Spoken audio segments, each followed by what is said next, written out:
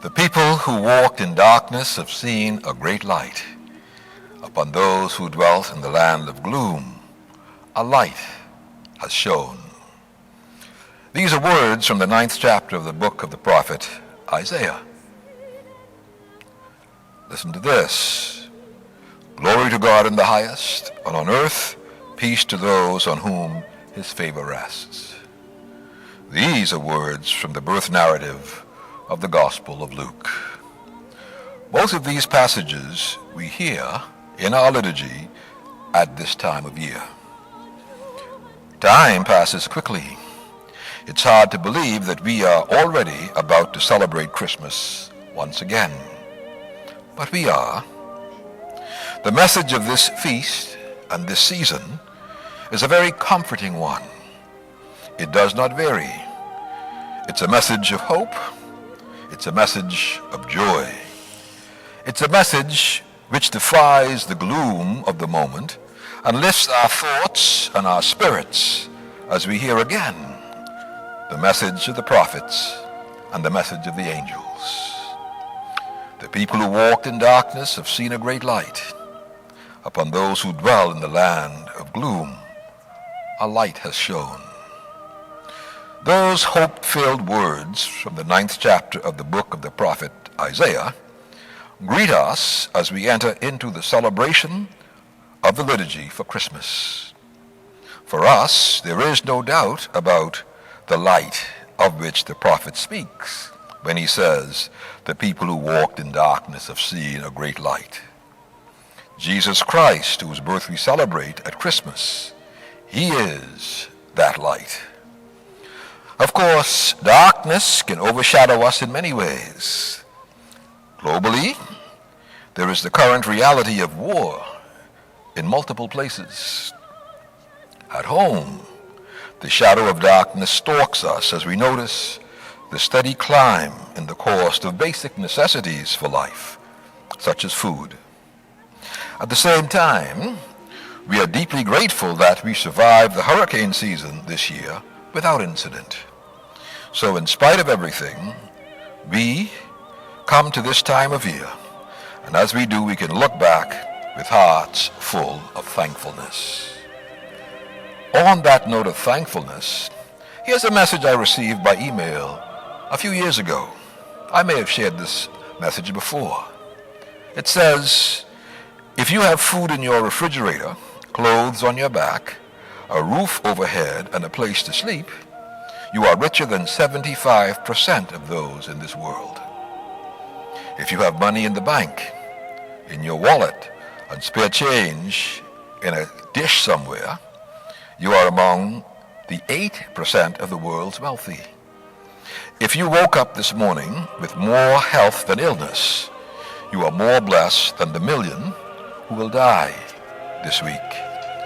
If you have never experienced the danger of battle, or the loneliness of imprisonment, or the agony of torture, or the pangs of starvation, you are ahead of 500 million in the world. If you can attend church without fear of harassment or arrest or torture or death, you are more blessed than 3 billion people in the world.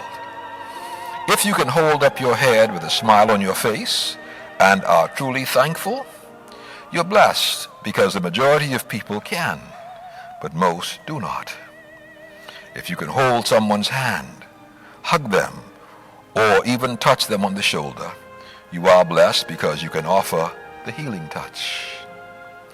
The message then concludes, if you can read this message, you have just received a double blessing, in that someone was thinking of you, and furthermore, you are more blessed than over 2 billion people in the world who cannot read at all.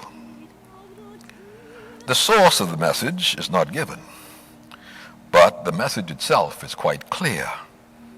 Thankfulness is an appropriate attitude, and this is especially important for us to remember at this time of year. Now, in our tradition, the Sunday following Christmas is the Feast of the Holy Family. We think of the Holy Family, and we imagine Joseph, Mary, and the infant Jesus. we recall the many trials they may have had. The gospel gives us an example of their flight from Israel to Egypt and back. All this was to protect the child from the violence and the harm which is all too present in our world even today. This day and time, this time of year, it is fitting to think of our own families. When we think of our family, these thoughts may evoke feelings of pride, or anger, or guilt, or of issues unresolved. Nevertheless, we should think of our families at this time. Father, mother, sister, brother, these are not just words. These are statements about relationships. Relationships are important in our lives. The most natural of our relationships is family. We have the option of choosing our friends, but we are assigned to our families. And this is a time to remember and to be with our families, to be with those who are alive, and to remember those who have passed away, to remember those whom we see often and those whom we seldom see, or would rather perhaps not see at all. This is a time to remember relatives we love and those we find it hard to love. Family is important. We all belong to a family, just as Jesus did. Let us give thanks for the gift of our family, and let us lift them up in prayer at this Christmas time. One of the images we associate with Christmas is that of angels.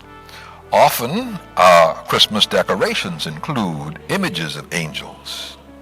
The Gospel of Luke presents the song of praise by the angels at the birth of Christ. It says, "Glory to God in the highest, and on earth peace to those on whom his favor rests." Of course, in our worship we sing this song of praise throughout the year in the great hymn of praise we call the Gloria. It is a reminder to us that the spirit of joy and generosity which we associate with Christmas should be a staple feature of our lives all year round. I remind you all once again that when the song of the angel is stilled, and when the shepherds are back with their flock, and when all the lights and decorations are safely put away for another year, it is then that the work of Christmas begins. And that work is to do all we can to strengthen our families, to build our nation into a community of caring, compassionate, concerned, and committed citizens. Let us dwell on these thoughts this Christmas season. Again, the song of the angels is, "Glory to God in the highest, and on earth peace to those on whom his favor rests." May that favor of God come to rest on each one of us this Christmas day and remain with us always. And to each one of you and to your families, a very Merry Christmas.